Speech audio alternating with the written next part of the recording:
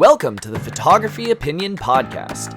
We discuss all things photo, video, and camera related. I'm Ben Lucas.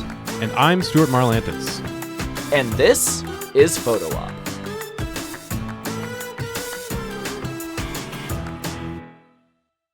So this week, we have another listener question, this time from Greg. Now, this is on a subject that we've talked about before, but with a little bit of a twist. So I think it's kind of interesting. So here's the question. I've lost multiple terabytes of family photos and videos twice, most recently from someone dropping a drive that contained all of the data. My family's devastated, but I don't have a lot of money for recovery efforts or backups in the future. What do I do? From Greg. Okay, first of all, Greg, thank you so much for the question. Yeah. This podcast exists because people like you ask questions. If we were just talking to the void, we probably would have quit by now. Let's be honest. About that. So Greg, thank you so much for your question. I have a few thoughts before I actually get to what I think is an answer. First of all, you've lost terabytes worth twice? Yeah. You didn't learn your lesson the first time? Yeah, that was kind of my initial thought too. Greg, you're certainly going through something that's really devastating right now. And it certainly doesn't help that it's not just your stuff, it's also your family's stuff. But yeah, I'm gonna pile on and kick you while you're down, dude. Twice. Yep. Come on. Yeah. We will talk about this. Okay, I will start off by saying I feel your pain because this has literally happened to me. I had a laptop that definitely did not have enough internal storage for a trip that I was taking to Italy. I was doing a study abroad. I was going to be there for 6 weeks, and then I took an additional 2 weeks before the program started to travel. So I spent 2 weeks traveling through all of these fabulous cities in Italy. And then I basically was sleeping 3-4 hours a night because I was just trying to take as many photos as I could. And I took, the canals of Venice and all of these fabulous photos, or what I thought was fabulous at the time. I was in college. I'm a better photographer now. And about a week into my study abroad, the external hard drive that I was storing all of this stuff on, someone got drunk and crashed into it, and it broke, and it was unrecoverable, to the point where I took it to a specialty thing when my study abroad was... I bought a new hard drive, which in Europe, electronics are way more expensive, so that sucked. But, and the rest of my trip was fine. But I still had this hard drive of these 2 weeks of photos. And so I took it to a service, and they said it would be cheaper for me to take the trip again, fly to Italy, take a 2-week vacation and do it, than it would be for them to attempt a hard drive recovery with no guarantees of success. So that, I was absolutely devastated. That was awful. But I'm a much better photographer now. I just want to take that trip again. My wife and I have both been to Italy, but we never went together. I went on a thing and she went on a thing, and we would love to go together. So I'm saving up to retake those 2 weeks of photos that I lost a decade ago in college. So yeah, I feel your pain. Unfortunately, there's no free answer. They all cost money of some sort, and you just got to bite the bullet.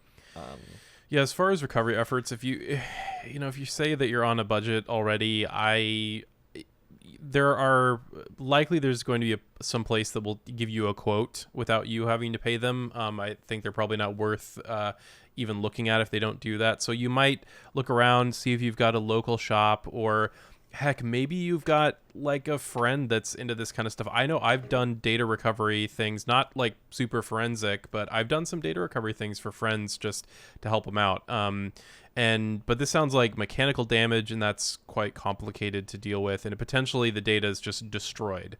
As Ben said, it's an attempt to recover the data. It's not a guarantee. And even if they don't recover the data, you still have to pay them. So you might just be kind of sunk for what you lost, unfortunately, and that really sucks. But for the future, first of all, this has happened twice now. That's I thought you If would it have learned the happens first once, time. my heart pours out for you. Yeah. If it happens twice, dude, come on. Yeah, I mean, at least you're apparently taking this seriously now, which is great. But yeah, I can kind of see why your family's mad at you. Although, also, they should take some responsibility for their own photos and not just put it on you and assume that you absorb all that cost and responsibility. So, it's a weird situation. But for the future, they give you some budget options. We've talked about data storage in the past for photos and videos. Pretty much, we haven't really given that much thought to cost. We've just said, here's what we do and what we think is best, and we have some relatively expensive rigs. So, I like this question because it kind of brings us back to earth. For people that aren't, working in the field professionally, can justify this great expense. What do you do? Well, you got a few options. First of all, if you've got Amazon Prime, you have free unlimited photo backup with Prime. Will that last forever? I don't know. Like Google used to have free unlimited photo backup. It was compressed but unlimited, and then they got rid of it. So I don't think I could be wrong, but I don't think raw photos count as photos when it comes to Prime. I think it's JPEGs. That's a good question. That's a good question. File requirements. We'll circle back to this later. Yeah. But so that might not be a foolproof way, but one thing that I do is whenever I have a client project, I upload the whole client project to a Prime drive anyway, or at least all the outputs and selects. So if I'm like on my phone and someone's like, oh yeah, this really cool thing, and I'm like, oh, let me show you a thing. I have an online client archive that I can instantly access. So like that's not even, the purpose of that, but like it's still a high res JPEG. Yeah. Maybe it's not as editable, or it's not a PSD. It's not your Photoshop file. It's not a RAW. But so the answer is yes. You can back up raw photos on Amazon for if you have got a Prime account on Amazon for free. They don't support every single thing, but like NEF from Nikon, a couple different Canon formats, CR2s, Sony, Olympus files, DNGs. They include all that in the free backup. So not only are compressed photos supported, but uncompressed, which is awesome. Fabulous. So if yeah, you shoot video, that's rough because they don't support video. Yeah, they give you like 5 gigs or something. It's basically, you don't get it for free, unfortunately. The video is going to be rough, and any Photoshop files you do, those don't count. Those don't count. Yeah, but as far as the base images, you can store a lot there. And if you've already got Prime, hey, it's no added cost. It's not free. It's included in the cost of your Prime subscription. But hey, you're not paying any more money. Another thing that I would look at that maybe you're already paying for and you weren't aware, if you pay for Microsoft Office, Office 365 or whatever the current, they keep changing their naming, whatever the current subscription is, that gives you a terabyte per person. And if you've got a family plan, it's like 5 or 6 slots. So you're looking at 5 or 6 terabytes of, you can store whatever. Yes, it's not free, but hey, another subscription you might already have that you didn't know you had that level of data storage in it, which could be pretty handy as a reasonably priced backup. You did say that you lost multiple terabytes, which even though would exceed your 1 free terabytes, that is tricky. Yeah. But if you have terabytes and terabytes of content, okay, so one of the things that we've talked about before in the past is knowing your own cost and charging for that. So even if it's free, if you shoot for yourself, you're the client and you're paying for it. If your family is hiring you, then they're the clients. You still might be paying for it. If no one's paying for it, you're paying for it. But what you need to figure out is you need to calculate how much it costs you. So I have figured out it is about 4 or 5 cents every time I click my camera, because wear and tear on the camera sensor of like how many exposures can I take before it dies. You take the price of the camera divided by 120,000 or whatever it is, and every time you click it, you just threw a nickel at somebody. You kind of have to think of it this way if money is an issue for you, because you can't just do a free photo because you're not shooting film. It costs you nothing. That's not true. How much is a hard drive? And how many photo shoots can you do before you fill that hard drive? Well, now you've figured out, just for ease of use, if a hard drive is $100 and you can only fill 10 photo shoots before you fill the drive, obviously these numbers are wrong. That means that photo shoot costs you $10. So you got to figure out whatever that math is. If you say you can't afford backups, even if the backup is just having a second hard drive, so when one fails, then you can buy a duplicate to back it up on. Even if you don't do any of these backup services and your backup service is just buying hard drives, like, you need to be charging for this. Because if someone else isn't paying for it, you're paying for it. Yeah, exactly. Yeah, that's what your family might not understand, is that this has a cost, and it is not free. Yeah, of course, be nice about it, but you might ask them like, "Hey, I'll manage this, but you need to chip in. Like, this costs money, this costs time, and we should pool this together. If we're storing our memories here, then we all need to be part of it. So maybe that'll help with some of the cost of the stuff." Moving forward a little bit, as far as one of the last kind of services that I would personally recommend is Backblaze. This is a new ongoing cost for you potentially, but and it's gotten a little bit more expensive over the years, but $7 a month, and that's like truly unlimited. Now, it's not storage; it won't persist forever. It's on a rolling basis where it kind of keeps your most up-to-date files backed up. You can add versioning for more money, but really this is like a worst-case scenario. This is the backup to your hard drive. This is the backup to your hard drive, exactly. So what we talked about with Office 365 and Prime, that is cloud storage. Where you can dump the thing there, you could theoretically delete it from your computer, and it's still there. With Backblaze, it is a backup. It is not a storage. So if you have a hard drive, that hard drive needs to ping their server once every 30 days, or that hard drive goes away. They are not a cloud service. They are a backup service. That said, I love Backblaze. I have touted them for years. Hashtag not sponsored, but I will continue to tout them. There is going to be a link in the thing where I think you get like a free month or something added to your thing. So Backblaze, I used to say that it was cheaper. It has gotten more expensive because hard drive costs go up. Everything's more expensive. My rent's more expensive. Food's more expensive. Everything's more expensive. So it's not as cheap as it used to be. That said, you said it's $7 a month. Well, if you have some money right now, and the money per month is the most important thing for you. I understand if you don't have the money. If you pay them for 2 years up front, you can get it down to $5.40 a month. So you shave a little bit of that off. You save, $1.50 a month, which and then it's set and forget. Like, then you know you're backed up, and if you drop that drive, or if you are writing to it and you set your coffee on it and it spills all over, where you'll know that you can pull all of that data off of Backblaze. So if you don't have the money to pay they have an annual option too. I just like the 2-year option because I'm not making any more money with that dollar. Like, I might as well just use it. Save the dollar, So yeah, that is an option to make it less expensive. It is more money up front, and if you can't afford a hard drive, then it's going to be a little difficult for you. But yeah, it starts right now at $7 a month, which even though it has essentially doubled in price since the first time I started touting this, still totally worth it. And it's unlimited. I don't know if it's this January or next January, because every 2 years I renew.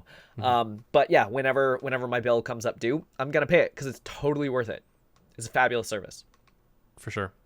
One that I would be more cautious about, but you might look at, is there are a bunch of other photo storage services, of course. I mean, there's iCloud through Apple that does all sorts of stuff. There's Flickr, there's SmugMug, a bunch of those services. They vary in capabilities. All under-functional and overpriced compared to the ones we've already talked about. Exactly. You can take a look at those, but I would say they exist. They likely aren't going to fulfill your functionality. I would caution you if you're thinking like, oh, well, if Flickr does photo storage, right? Yeah, but they're going to be more limited. I would certainly look at one of the things we've already talked about first, but you might consider it just in case nothing else fits the bill for you. The last thing is hard drives. Yes, they do cost money. They do have an upfront cost. And you really shouldn't rely, as you've seen, on just having a hard drive or even a hard drive with a mirrored drive as well as the backup. You really should do offsite backup if you can. But if you're buying hard drives, first, try not to buy until they're around $15 a terabyte.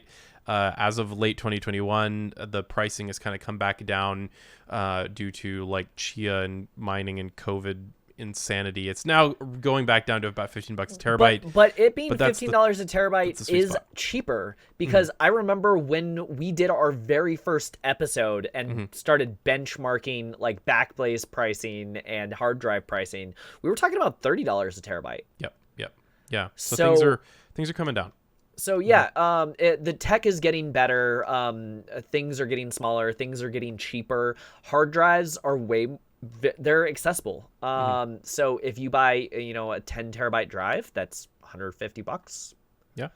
Yeah. It's a lot more reasonable nowadays, and also definitely look at external drives. Maybe not as just to use them as external, but you can shuck those drives. It's called shuck, which is remove the plastic on the outside of the drive and take the interior drive, which is just a normal PC hard drive, and put it in your computer. So if you've got a desktop and you want to add more storage to it, that's the best way to go. By far the cheapest is to buy drives. It is by far the cheapest. That's how I buy pretty much all of my hard drives. Yep, that's the way to go. But I mean, if you're using a laptop, just keep it in the case and you have an external drive. There you go. Exactly. So unfortunately, these all cost money of some degree or another. Hopefully you've got Prime or something so you can start leaning on that without any additional cost. But yeah, pretty much if you got Prime, do that right away. Pick up Backblaze, buy a couple hard drives. The two things I would say to kind of cap this off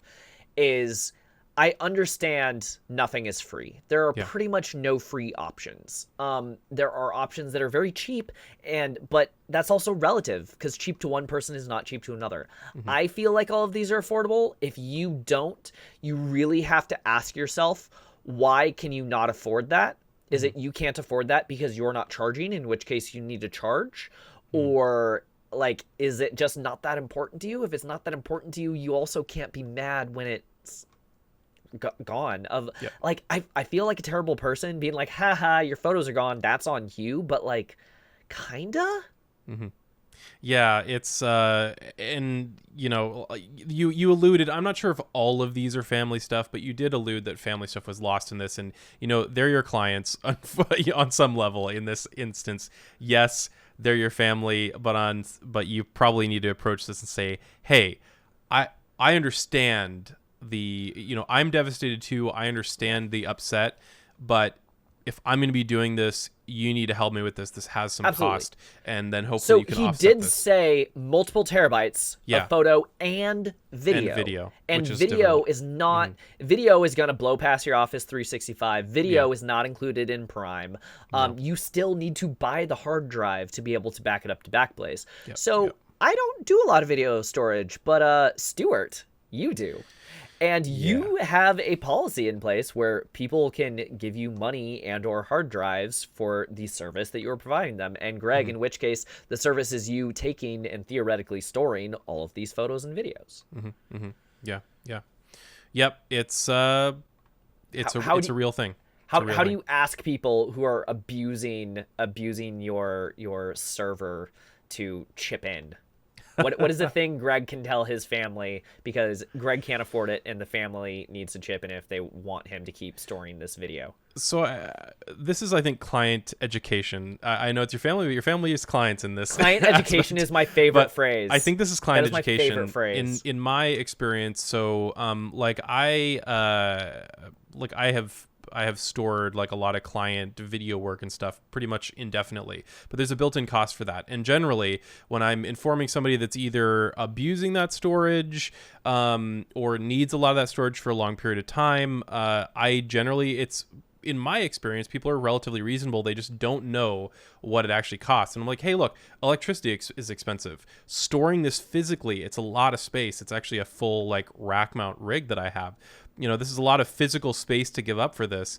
Hard drives are at, right now at best $15 a terabyte. That's still, that's good for a terabyte, but you can fill up a terabyte super fast, especially with like 4K video.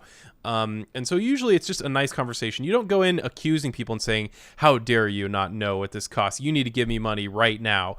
It's more of an educational session. Hey, this is what this costs. And if we're going to do this right, this is what it'll cost to ensure that this is never lost again. My suspicion is your family is going to be more okay if you approach it that way. If you approach it from a perspective of concern and like mutual understanding over the situation, you approach this as like, this is a group effort. Like, we're all a family here.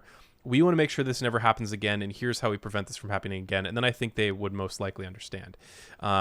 If they don't understand, well, free services tend to not be good. So here's something else that I'll add in. So when I do a photo shoot, just photos, I don't nickel and dime and line item a huge invoice. I just say, here's my fee. You pay me the fee. And the reason why it seems ridiculously high is because I've already figured out how many hours I'm working, how much time it's taking, the wear and tear on my equipment, the storage costs. So the reason why a 1 hour shoot is $300 is not because I'm worth $300 an hour. It's because all the things that I have to do to make that photo shoot happen, including the storage, add up to $300.